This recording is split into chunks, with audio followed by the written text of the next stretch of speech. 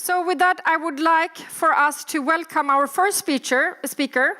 She has been working in the IT industry for more than 20 years, so I guess you can say she's quite passionate about innovation and IT. She also has an MBA from Henley Business School, as well as certifications for business transformation and blockchain consulting. Not only that, but I think it's pretty awesome that she is one of the members of IBM volunteers focusing on introducing IT and future technology to our kids. So please make her really, really welcome with giving her a big hand, Gisela Edendahl. Du har klipp den. Okay. Hello, everyone. I'm so happy to be here, spending a whole day together with all of you, obviously interested in or curious about blockchain. This is one of my favorite subjects. The other one is AI. So next time we meet, we maybe have these two in combination. I have been asked today to introduce you to blockchain. The technique in such is quite advanced and sophisticated, so it's not possible to deepen in 35 minutes.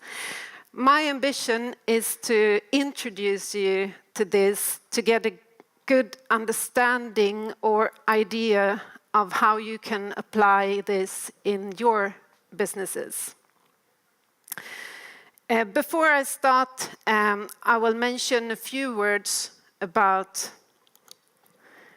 IBM and IBM blockchain. Blockchain is one of IBM's 4 strategic imperatives, where we have a huge focus. We are about 600 persons working with blockchain, from experts to consultants, architects, and so on.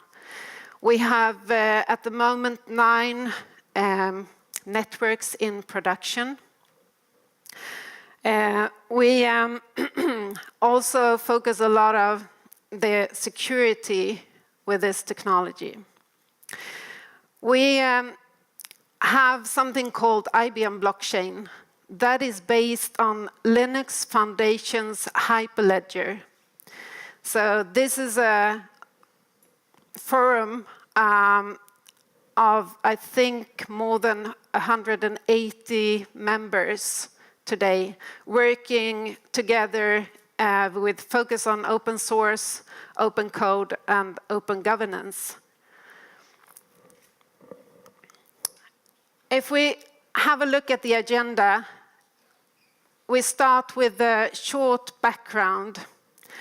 We continue to introduce you to the blockchain technology, and I will try to sort out some mixed up between the cryptocurrency and the blockchain technology, as well as I will guide you through the differences between public and private networks. We will have a look at some use cases, and last but not least, a short summary. I'm passionate about technology, but not the technology in itself only, but what it can do to actually create results for us and our businesses. Technology and new technology is invented to either change something, improve something, or even make things possible. And sometimes this can be of a revolutionary character. And blockchain is in the character of the disruptive technology. In 2016, our CEO, Ginny Rometty, she said, what internet did for information sharing, the blockchain will do for the trusted transaction. And it's quite a defined sentence. of the importance of this technology. But it's not only IBM and Ginny saying this, it's a lot of different analyst firms and other companies saying the same. If we have a look at Gartner's 10, I only have the 5 first, predictions from last year, looking 5 years ahead, we can see that the number 5 is the blockchain, and they actually say the blockchain will take over. By 2022, they estimate that business based on blockchain will count for $10 billion. I did an own analysis of the famous hype curve and looked back a number of years. And it was 2015, not even then blockchain was mentioned.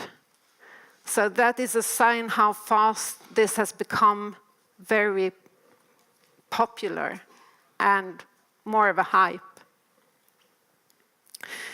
But it's not only talking any longer.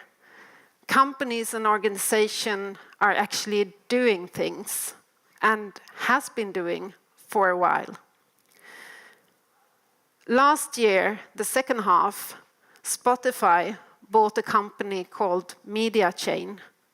They identified the possibility to use the blockchain technology to meet the challenge of paying the artists for their music.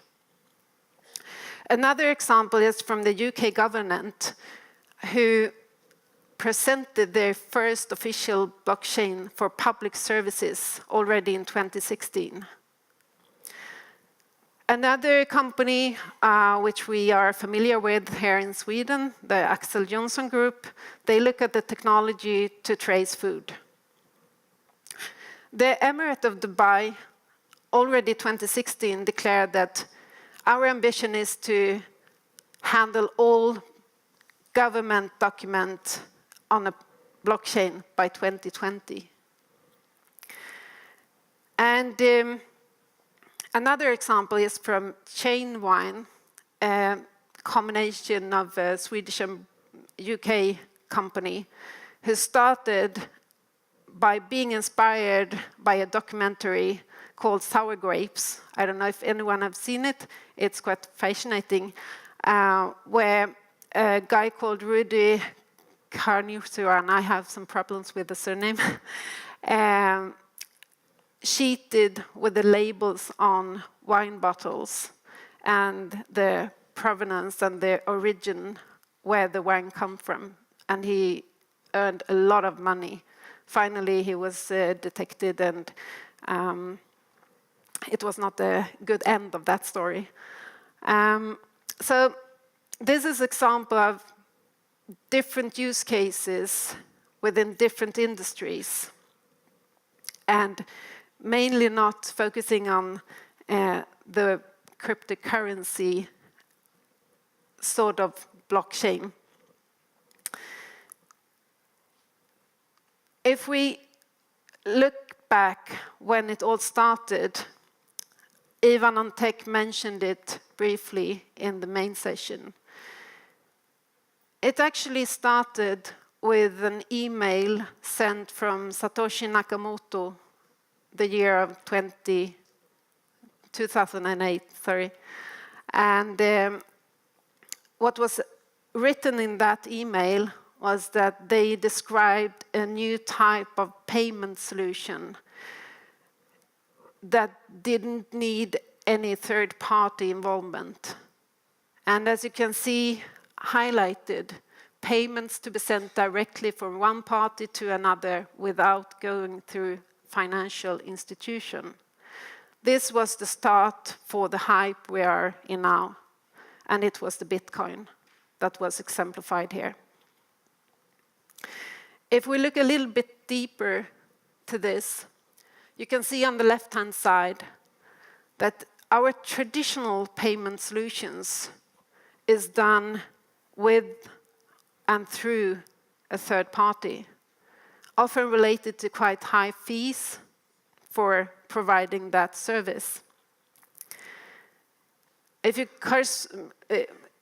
look at the other version, the Bitcoin solution, you don't need any middleman. You do the transaction directly from A to B. And here is the important thing to be aware of, the differences between blockchain and Bitcoin, which is very often mixed up. I've exemplified this in this picture. And I think it's a quite good look if you correspond to internet and the World Wide Web. I think we mentioned internet and it's everything. But the internet is the foundation, is the infrastructure, and the World Wide Web is the platform built upon internet. The same goes for blockchain and Bitcoin. Blockchain is the underlying infrastructure, the technology. Bitcoin is an application, a protocol. And as I mentioned in the beginning, IBM is working with Hyperledger. Hyperledger is another example of an application. Another example, which you will hear about here today, is Ethereum. And you can mention a lot of other examples like Ripple, etc., etc. So if you have in your minds that blockchain is the foundation and the other thing is different applications.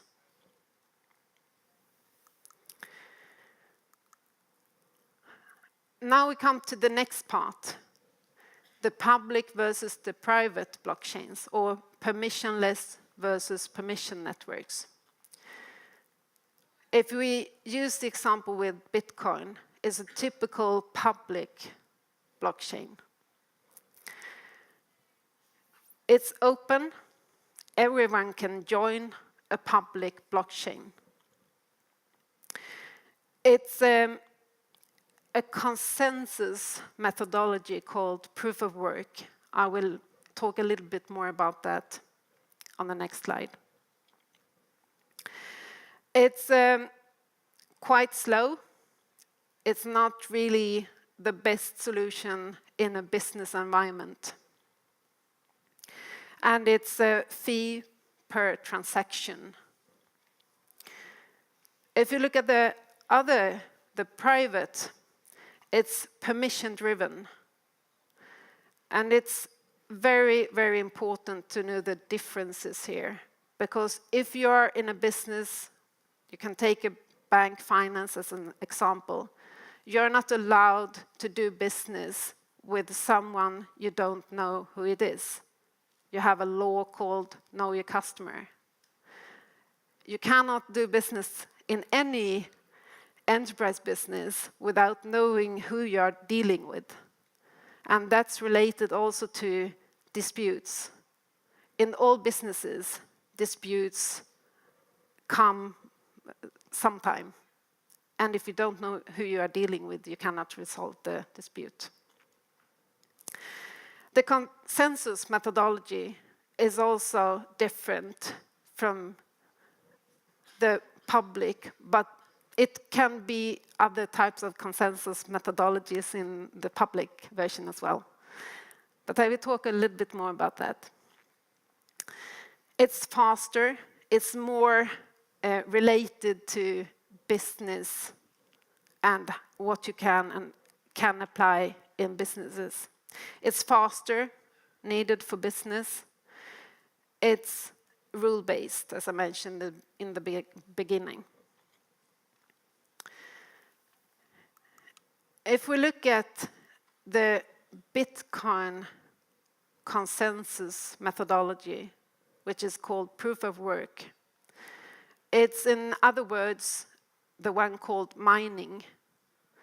And you might have seen or heard about discussions related to the environmental impact. And when you're using proof of work, that's because you don't know who you're dealing with. It's an anonymous network, and then you need this type of consensus methodology, and it requires a lot of power to do the evaluation.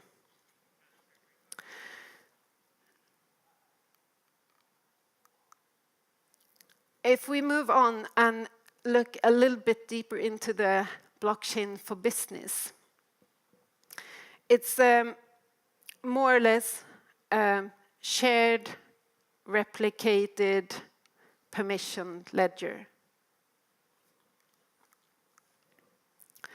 If you go into an elevator with a person you don't know and you should explain blockchain in one sentence, you can use this one. It's a common system for documenting transactions that everyone can trust, but no one manipulate.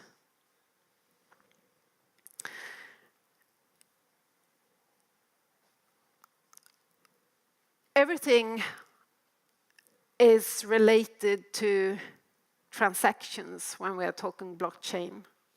Something is going to be moved from A to B. Something of value, an asset, moves from A to B. There are two fundamental types of assets. It's tangible and it's intangible, or material or immaterial. And it's the traditional house as a tangible asset, or you have a mortgage as an intangible asset. And then you can break it down even more. You can have bonds, patents, music, sound, video. All those are intangible, but possible to move. And cash is also a type of asset.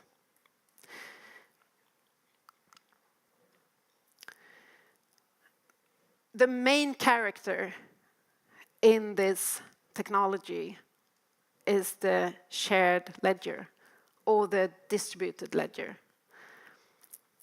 It's where you document your transactions and the movement of the asset. And it's nothing different. We have done this for accounting since the 14th century. And what has changed is actually the internet and the speed, how we can deal with this accounting.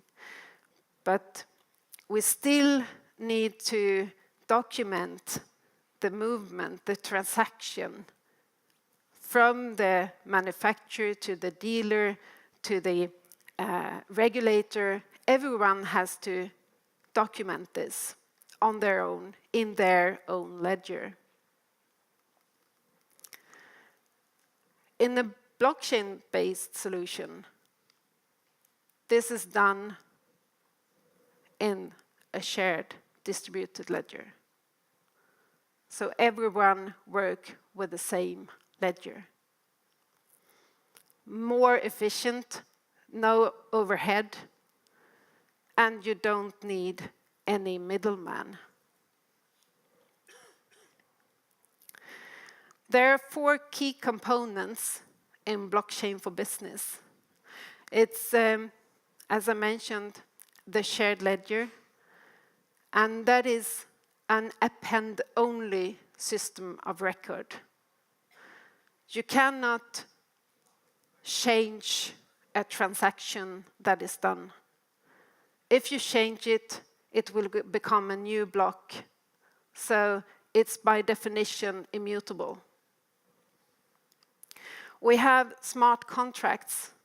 Smart contracts is the same as where you embed the business terms.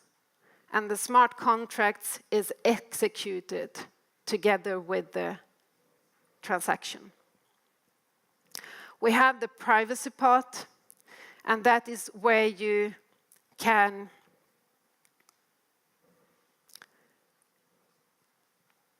sort of define which part that should have access to which information. Maybe all participants in a business network should have access to all information. But it can also be that part A and part B should have access to specific information, and that is defined by the privacy rules. And then you have the consensus. That's actually where you define when a transaction should take place. To have a deeper look at one specific transaction, when you move something from A to B, it actually looks like this. You start transfer the asset, something of value. That is represented as a block. This is then sent to all the permissioned participants in the networks. Further on, the participant in the network approve that the transaction is valid. And the block can thereafter be added to the previous block. And here we have the chain. And it's not possible to change that. You can only add another block. And when this has come through these different parts, the asset have moved from A to B. And now I will actually ask you to pick up your phones. Everyone that has a phone. I suppose it's almost everyone. And open up a browser. And you should not write www. You should only write this address.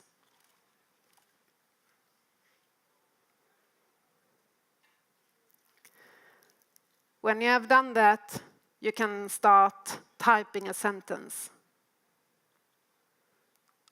Whatever you want to write.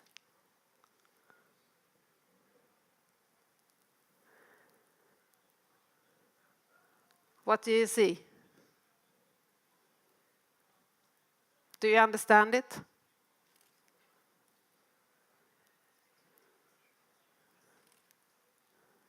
No.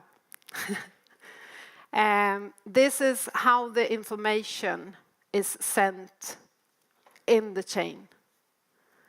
So the data in is represented by a hash, and the hash equals the sentence you have written. So we are not sending information around in the blockchain. It's represented by hashes.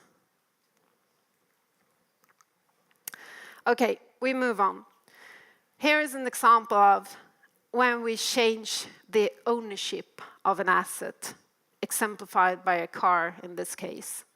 On the left-hand side, you can see a traditional move of this asset from the manufacturer to the dealer, to the license, etc. And when this is moved, it's documented by each and every part. If you do the same thing on the right-hand side in the blockchain solution, everyone is on the same network, sharing this in the chain.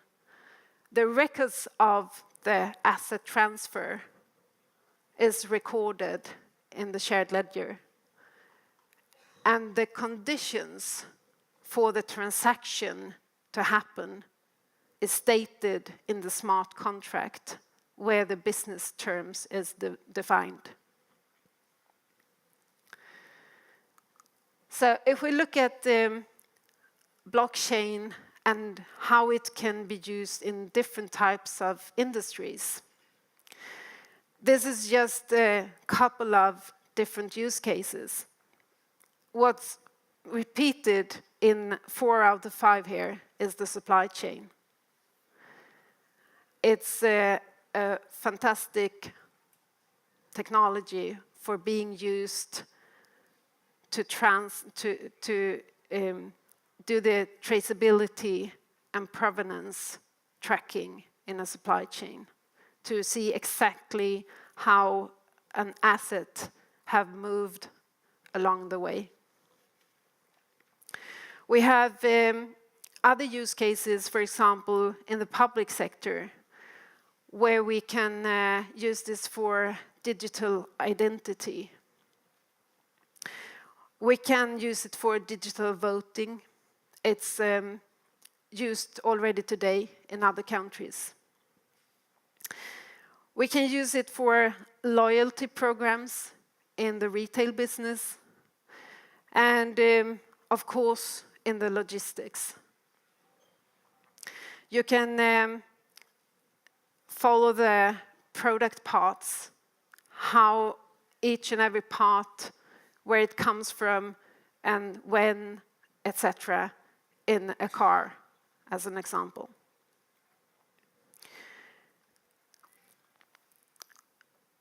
I will show you an example of a blockchain in production, and this is a case IBM have done together with Maersk, and we also have a joint venture in this, providing a platform.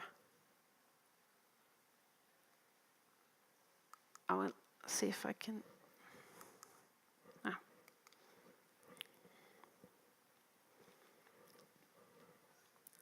I think someone in the back needs to start the film. I cannot do that with this. Yeah, thank you. Of how IBM and Maersk are partnering to digitize and simplify global trade using blockchain to create trust and transparency in the supply chain. Global trade functions much as it has since the introduction of the shipping container in 1956.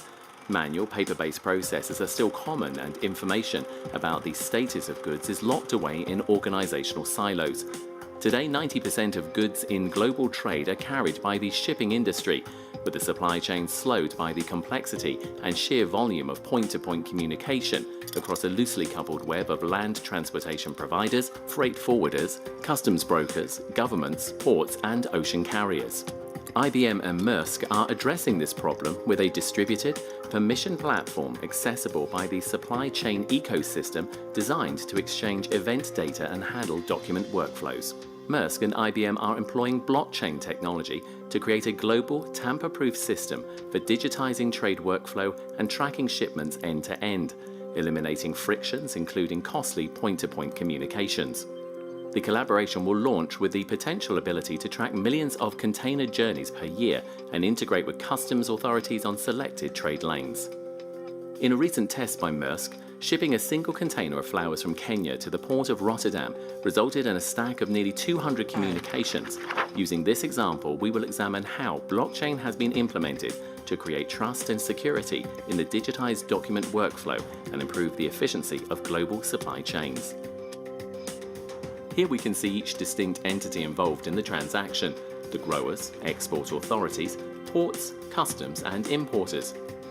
Shipping from the port of Mombasa requires signatures from 3 different agencies approving the export and 6 documents that describe the origin, chemical treatments, quality of the produce, and customs duties. Firstly, using a PC or mobile device, the Kenyan farm submits a packing list that becomes visible to all participants.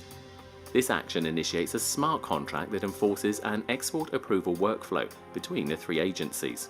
As each agency signs, the status is updated for all to see. Simultaneously, information about the inspection of the flowers, the sealing of the refrigerated container, the pickup by the trucker, and the approval from customs is communicated to the port of Mombasa, allowing them to prepare for the container.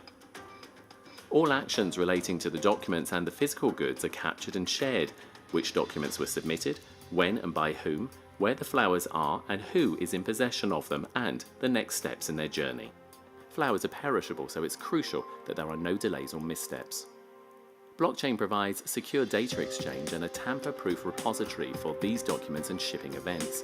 This system could significantly reduce delays and fraud, saving billions of dollars annually. And according to the WTO, reducing barriers within the international supply chain could increase worldwide GDP by almost 5% and total trade volume by 15%. For more information on how IBM can help make blockchain right for your business, please visit ibm.com/blockchain. So that was one example of how blockchain can be used in supply chain. Another example is with IBM ourselves, and I'm actually proud when we can talk about things we are using. And this is something that has been in production since 2016. So we have around 4,000 suppliers that we cooperate with, and around 25,000 questions related to invoices annually. Before this was handled via the blockchain, it took around 44 days to solve the dispute. Now it takes around 10 days. So it's an improvement of 75%.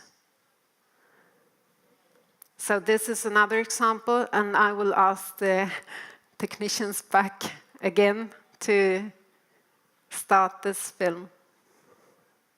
In this beta application, we explore online dispute resolution with the IBM Global Financing Partner and Supplier Visibility Portal. IBM saved over 75% of time tied up in transaction disputes by implementing blockchain in global financing. Here's how. IBM Global Financing, or IGF, provides financing to their business partners, enabling them to order products and services from suppliers with the credit approved by IBM. The suppliers then invoice IGF, who in turn invoice their partners. But sometimes goods are not delivered as planned, and the partners cannot pay their invoices. Instead of paying their debts, the partner will file a dispute and only settle up when the issue is resolved. A great deal of money gets tied up in these disputes, up to $100 million at a time. The challenge is that IBM has a network of over 4,000 partners and suppliers all over the world, all using different systems. And often these systems are incompatible with each other, so visibility of information from invoice to cash is impossible using these traditional approaches. The bottom line is that no one in the chain has end-to-end visibility on their goods and financial progress. Our solution to this problem is to bring all the information into the blockchain and present it to your users in a distributed ledger. The ledger assembles all the relevant information from the entire order to delivery pipeline in one shared platform accessible by all. Each participant has permissioned and secure access to view all the steps they need to get a clear understanding of the process. In this example, the partner or supplier can see an overview of the chain from the original purchase order through the invoicing and delivery of a product. They can then drill down to see the exact steps of the transaction, including dates, locations, amounts, and key players involved. They can pinpoint an exact moment when a delay or error may have occurred and can take action to remedy the problem without filing a dispute. In this next scenario, IGF is able to get an overview of all purchase orders in process, who is involved in the transaction, and the status of all orders. They can also see the specifics of each invoice and can maintain a complete overview of all transactions. This approach provides an easy on-ramp to the blockchain, tapping into existing data fields and systems to assemble all of the necessary information onto a shared, distributed ledger in a way that brings value to partners and suppliers without impacting existing core operational processes. It's an easy and quick way to go live and start deriving benefits while establishing a blockchain base which can eventually enable radical transformation of core processes. Most importantly, blockchain increases efficiency. We're able to reduce the number of disputes filed and address disputes faster, so credit can be released faster. The easy-to-implement Hyperledger Fabric can help get your blockchain implementations up and running quickly. For more information on how IBM can help make blockchain right for your business, please visit IBM. So that was another example, actually applicable in several industries. What is then a good use for blockchain? There is a number of things you can have in mind. And every case where something of value should be moved. And when there's more than one participant or part. If consensus is needed for some reason for decision or validating of that transaction. If there is a need for a verification chain or written check and so on. And where there is a need for embedded dispute or some sort of conflict resolution. If we should have a look as a summary on the benefits of blockchain, you can say that it saves time, it decreases or remove cost, it reduces risk and increase trust. And that was all from me. Thank you, and you're welcome to connect with me on LinkedIn if you want to. We're out here as well. I have a colleague, Urban, which is here as well. So we would like to talk to you, of course. Thank you. Let's give her a big hand.